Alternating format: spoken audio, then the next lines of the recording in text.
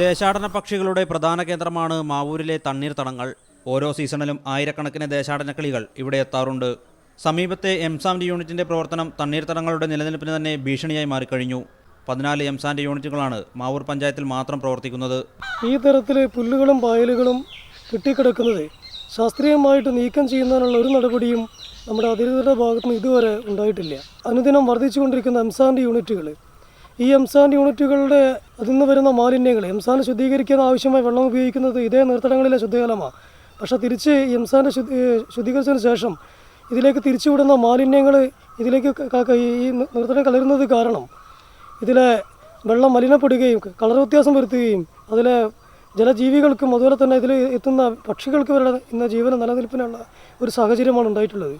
M-sand യൂണിറ്റുകളിലെ പൊടി കഴുകിയ വെള്ളം തണ്ണീർത്തടങ്ങളിലേക്കാണ് ഒഴുക്കിവിടുന്നത്. അനേകം ജീവജാലങ്ങൾ ആശ്രയിക്കുന്ന തണ്ണീർത്തടങ്ങൾ മലിനമാകുന്നത് വലിയ പരിസ്ഥിതി പ്രത്യാഘാതം സൃഷ്ടിക്കും. മീഡിയ 1 കോഴിക്കോട്.